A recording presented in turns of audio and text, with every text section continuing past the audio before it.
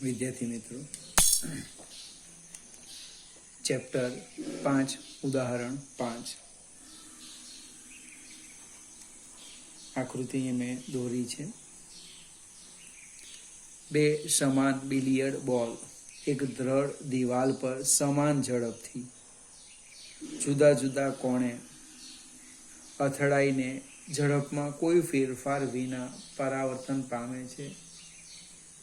દરેક બોલને લીધે દિવાલ પર લાગતા બળની દિશા કઈ હશે? દિવાલ વડે તેના બોલ પર લગાડેલ આઘાત માનનો ગુણોત્તર કેટલો હશે? હવે બે ફિગર છે, આ આપણી એ ફિગર અને આ આપણી સમજવા માટે યામ પદ્ધતિની હું વાત કરું. આ રીતના જસ્ટ વિચારીએ, ચરણ લઈ લઈએ.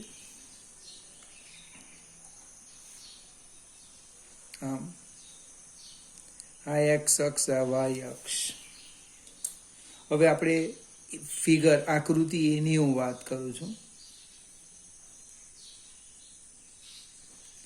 આકૃતિ તો જે દડો છે એ એક્સ અક્ષની દિશામાં જાય છે, દિવાલ સાથે અથડાય અને ઋણ એક્સ અક્ષની દિશામાં એટલી ઝડપથી ગતિ કરે છે. તો એનું પ્રારંભિક વેગમાન લઈ લઈએ અને દડાનું અથવા બોલનું પ્રારંભિક વેગમાન એક્સ અક્ષની દિશામાં ગતિ કરે છે. ઇનર્શિયલ પીઆઈ એને હું લખી દઉં MU. M એ દડાનું દળ છે. એનું અંતિમ વેગમાન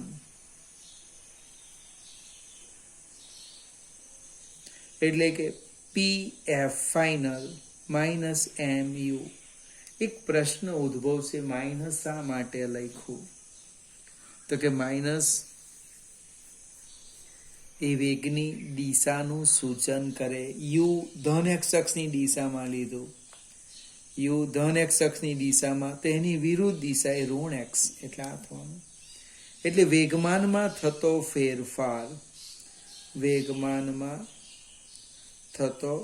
ફેરફાર એને આપણે ડેલ્ટા પી કહીએ. તો કે અંતિમ વેગમાન, અંતિમ એટલે પી ફાઇનલ માઇનસ પી ઇનર્શિયલ. પી ફાઇનલ માઇનસ MU એટલે કેટલા આવવાના? માઇનસ ટ્વાઇસ MU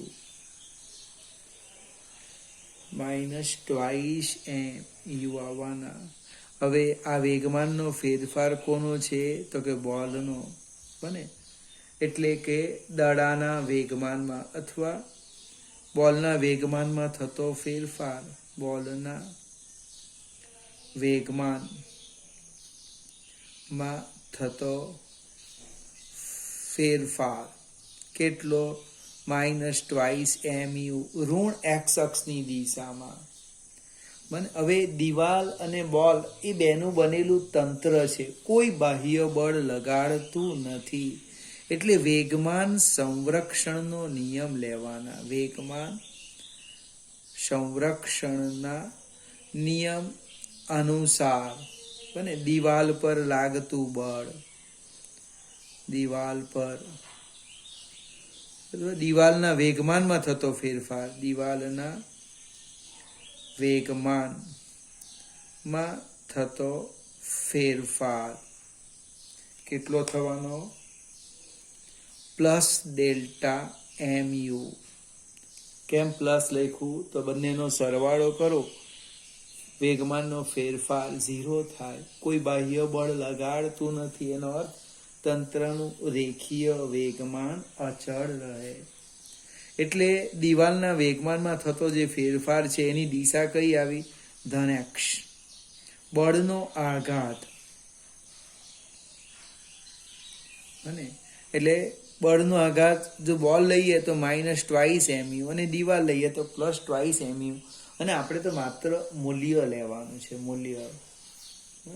આ આપણે નંબર આપી દઉં, સમીકરણ 1. હવે જે બીજી આકૃતિ છે એ સમજવાની છે. એમાં પ્રારંભિક વેગમાન આ દિશામાં છે, એ ત્રીજું ચરણ આવે. તમે જો દિશા એટલે ચોથું ચરણ આવે છે. અને અંતિમ વેગમાન એ ત્રીજું ચરણ આવે. તો આપણે શું કરીએ કે વેગમાનની દિશા બતાવી દઈએ. આની અંદર જ હું લખું છું, જો ફિગર સમજવા પ્રયત્ન કરો. આ રીતના હું ત્રીજું ચરણ બતાવું. આમ આ ધન એક્સ, આ ઋણ વાય. હવે આ જીનલનો ઝેડ બને અને બે સમાંતર રેખા અને એની છેદિકાથી બનતા યુગ્મ કોણો એકરૂપ આવે. એટલે આ જો 30 હોય તો આ કેટલો થાય? 30 ડિગ્રી. ફરીથી જીનલ, ઝેડ યાદ રાખવાનું, ઝેડ. બને તો આ એની પાસેની બાજુ થશે, આ એની સામેની બાજુ થશે. એટલે જો વેગ અથવા વેગમાનના ઘટક પાડીએ તો અહીંયા પડવાનું mu cos 30, અહીંયા પડે mu sin 30. હવે અંતિમ વેગમાનની વાત કરું, એ ચોથું ચરણ છે. તો ચોથું ચરણ આપણે અહીંયા રસ્તામાં અહીંયા બતાવી દે, આ 30 છે. તો આ એની પાસેની બાજુ થાય. જોજો આ પાસેની બાજુ ઝડપ તો અચળ છે mu cos 30. સેમ અહીંયા લખો mu sin 30. હવે અહીંયા ઘટકનો પ્રશ્ન કેમ નહીં આવ્યો આકૃતિ 1માં? તો કે x અક્ષની દિશામાં જ હતું. તો આના આપણે ઘટક પાડીએ. પ્રારંભિક વેગમાન હવે આપણે સેપરેટ લખીએ અથવા તો ડાયરેક્ટ x અને y ના સ્વરૂપમાં લખીએ. જોઈએ જો પ્રારંભિક વેગમાન p ઇનર્શિયલ, આપણે આકૃતિ b. શરૂઆતનું વેગમાન pi, તો શરૂઆતનું વેગમાન જોજો mu cos theta I minus mu sin theta j. અહીંયા લખી દઈએ શરૂઆતનું વેગમાન mu cos 30I minus mu sin 30j. સમજાવું ફરીથી. આ ધન એક્સ હતું એટલે આઈ અને પ્લસ લખ્યું, ઋણ વાય હતું એટલે જી અને માઇનસ લખેલું છે. cos 30 એટલે √3/2, એટલે કે √3/2 mu into I minus sin 30 1/2 mu/2j. આ જ પ્રમાણે આ પ્રારંભિક વેગમાન લખ્યું. આપણે અંતિમ વેગમાન લખીએ. જો અંતિમ વેગમાન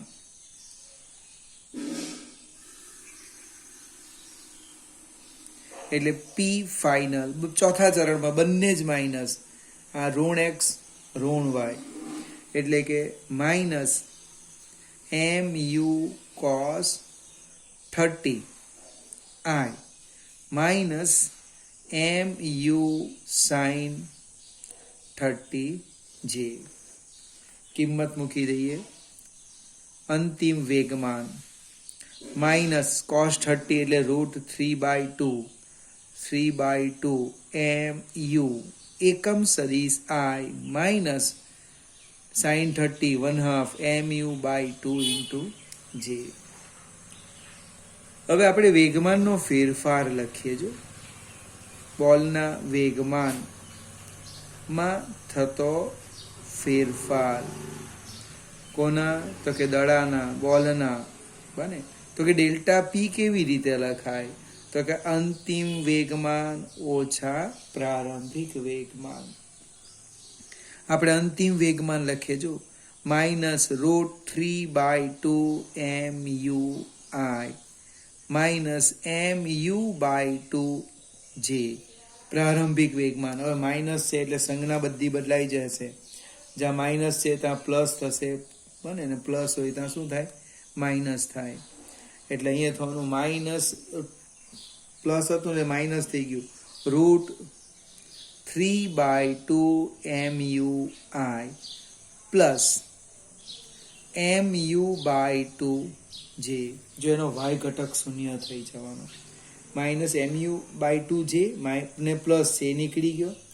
આ બંને સજાતીય છે એટલે √3/2 mu પ્લસ √3/2 mu, એટલે એનું સાદું રૂપ આપો ને તો આટલું આવશે, માઇનસ √3 mu into I. 2 ને 2 નીકળી જવાના.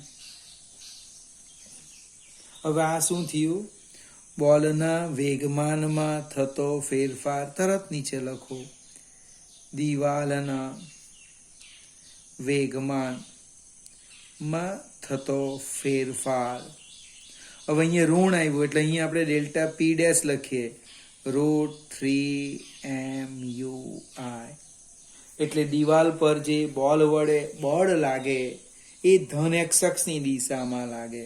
જો આકૃતિ પરથી તમે આકૃતિ આખી બદલી કાઢો, દિવાલ આ લઈ લે તો ઋણ થઈ જાય. બને આકૃતિ આને સમજવાનું છે, કોખવાનું નથી કે ધન એક્સ જ આવે. તમે ધારો તો જમણી બાજુ ઋણ લેવ તો ડાબી બાજુ ધન થઈ જાય. અને બોલ પર જે બળ લાગે એ કઈ દિશામાં? ઋણ એક્સ અક્ષની દિશામાં, કારણ કે એકમ સદિશ આય આવે છે, આય. હવે બંનેના એટલે બીજો પ્રશ્ન છે, દિવાલ વડે બંને બોલ પર લગાડેલા આઘાતના માનનો ગુણોત્તર કેટલો? માન એટલે મૂલ્ય જ લેવાનું છે. એટલે આપણે પહેલા માટે ડેલ્ટા પી એ લખું, આકૃતિ અહીંયા લખ્યું છે ફિગર એ, અને બીજા માટે ડેલ્ટા પી ફિગર બી. તો શરૂઆતમાં છે ટ્વાઇસ MUI, એટલે એક્સ અક્ષની દિશામાં જ છે, અને મૂલ્ય √3MUI. એટલે જવાબ કેટલો આવવાનો? 2/√3. 2/√3. અને આ એનો ગુણોત્તર આવ્યો. ચલો આપણે આગળ જઈએ. ખૂબ મજાનો એક બીજો દાખલો છે.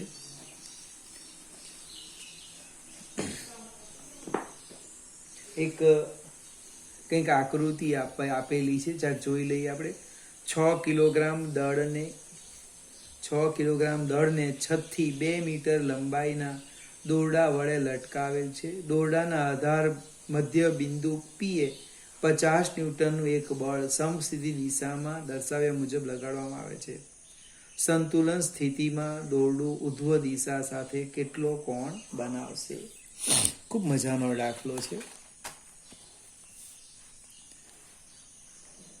ફિગર સમજાવું, ફિગર, અથવા તો આપણે નવું પાનું લઈએ એટલે એના પરથી લખવાનું પણ થોડુંક સરળ પડશે.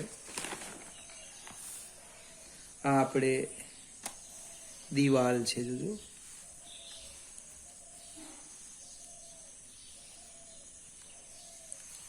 છત છે, છત. હવે એક દોરી આ રીતના છે, ઝાંખી લીટી પાડું છું, તમારે દોરવાની નથી. અને અહીં એક પદાર્થ લટકાવેલો છે, અને કદાચ ઝાંખું ન પણ દેખાય. આ દોરી છે, આ ડાર્ક લીટી કરું, તૂટક રેખા જોઈએ તો. અને આ 6 કિલોગ્રામનો પદાર્થ લટકાવેલો છે. એના મધ્ય બિંદુ પાસેથી 50 ન્યૂટનનું બળ હું સમસ્થિતિ આમ કે આમ લગાડું છું, તો ફિગર આખી બદલાઈ ગઈ. જો આપણી ફિગર હવે આવી થશે, 50 ન્યૂટનનું બળ લગાડું એટલે આમ લઈ લો અને આમ લઈ લો, અને આ દળ આપેલું છે 6 કિલોગ્રામ. તમે જે 50 ન્યૂટન બળ લગાડો એ આ દિશામાં લગાડો છો. F 50 newton. પ્રશ્ન કંઈક આવો છે કે દોરી ઉધ્વ દિશા સાથે બને કેટલો કોણ બનાવશે? થીટા કંઈક શોધવાનું છે. હવે આપણે એક સંતુલન સ્થિતિ છે, આપણે આનું કંઈક નામ આપવું તો આપીએ, નહીં તો કાંઈ નહીં. અહીંયા દોરીમાં ઉદ્ભવતું તણાવ બળ T આ દિશામાં આવવાનું. આ ગાંઠને એ ખેંચીને રાખે, આ બાજુ F લાગે ને આ બાજુ લાગે વજન બળ mg. આ કુલ 3 બળો કયા કયા? એક વજન બળ, એક સમસ્થિતિ દિશામાં આપણે જે બળ લગાડીએ તે 50 ન્યૂટન, અને તણાવ બળ ટીની અસર હેઠળ આ સંતુલનમાં છે. તો આપણે ઘટક પાડીએ. કેવી રીતે પાડીએ તે સમજાવું. આ જે ટી છે, ટી એની આ પાસેની બાજુ થાય. જો પાસેની બાજુ થાય તો અહીંયા લખાય ટી કોસ થીટા, અને આ એની સામેની બાજુ થશે, આમ ટી સાઇન થીટા. ફરીથી એકવાર સમજાવું. આપણી ફિગરમાં માત્ર આટલું છે. આ દોરી છે, આ દોરી છે, આ પદાર્થ છે. અહીંયા આપણે બળ લગાડતા છે. આ તો ચરણ બતાવવા માટે મેં આ બતાવ્યું ટી કોસ થીટા વાય અક્ષ ને ઋણ એક્સ અક્ષ. આ એની સામેની બાજુ થાય. આ ખ્યાલ આવશે. હવે સમતોલન સ્થિતિમાં શું થાય? જોજો, સમતોલન સ્થિતિમાં આવી રીતે લખાય. હવે summation F x equal to 0. જો summation F x equal to 0 એટલે ધન એક્સ આ દિશાના બળ પ્લસ લેમ તો એની વિરુદ્ધ દિશાના માઇનસ. તો કે F plus minus T sine theta equal to 0. અથવા ને આમ લખી દેવું, T sine theta equal to f. સમીકરણ 1. હવે સેમ વાય અક્ષની દિશામાં સ્થિર છે, પરિણામી બળ 0. Summation F Y equal to 0. Summation F Y equal to 0. ઉપરનાને પ્લસ લઈ લેમ. T cos theta minus mg equal to 0. T cos theta ઉપર એક જ બળ લાગે, નીચે પણ એક જ છે એમજી. આ પ્લસ ને આ માઇનસ લીધું એટલે ટી કોસ થીટા આવી ગયું. T cos theta is equal to mg. અને નંબર આપો 2. સમીકરણ 1 અને 2 નો ગુણોત્તર લેતા. સમીકરણ 1 અને 2 નો ગુણોત્તર. તો એ ગુણોત્તર શું થાય? જો T sine theta divide by T cos theta બરાબર એફ બાય એમજી. ટી ને ટી નીકળી ગયા. સાઇન અપન કોસ એટલે ટેન થીટા. એફ 50, એમ 6 ગુણ્યા જી 10 કા 9.8. આપણે જે લેવું હોય તે લઈ લઈએ. ધારો કે હું 10 મૂકી દેમ, સરળતા લઈ લે. 0 0 નીકળી ગયા. 5/6 10 થીટા બરાબર 5/6 એટલે કે 10 થીટા કેટલા થવાના? 5/6. મને જે આવે તે 10 0 પોઈન્ટ સમથિંગ આવશે, બરાબર ને? નેચરલ ટેન્જન જો એટલે તમને થીટા પ્રાપ્ત થશે. ફરીથી દાખલાનો એક પણ સ્ટેપ ગોખવાનો નથી, એને માત્ર અને માત્ર સમજવાનું. આ આકૃતિ જોવાની, આકૃતિ. આ વજન બળ બને, આ બળ ને 3 જ બળ છે. એમાં મેં તણાવ બળ ટીના ઘટક પાડ્યા. કયું ચરણ છે? બીજું ચરણ. એટલે આ ધન વાય અને આ ઋણ એક્સ સમતુલનમાં છે. એટલે આ એક્સ અક્ષની દિશાના બળ 0, આ વાય અક્ષની દિશાના બળ 0. એ સિસ્ટમ આપણે લીધી. આગળ જઈએ. આ જે એક્ઝામ્પલ આપણે ગણ્યો એ 6થો હતો. આ 6થો એક્ઝામ્પલ છે. 7મો લઈએ.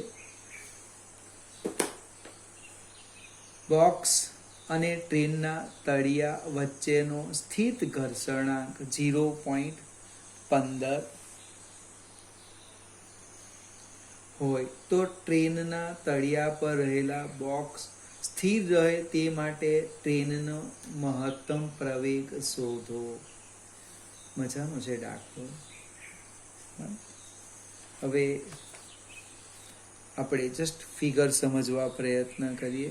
આ રીતે આ એક ટ્રેનનો ડબ્બો લઈ લઈએ. આમ જસ્ટ કલ્પના કરીએ. ટ્રેન આ દિશામાં એ પ્રવેગથી ગતિ કરે છે અને આ એક ડબ્બો છે, એને શું રહેવાનું છે? સ્થિર રહેવાનું છે. આપણો પ્રશ્ન સમજીએ.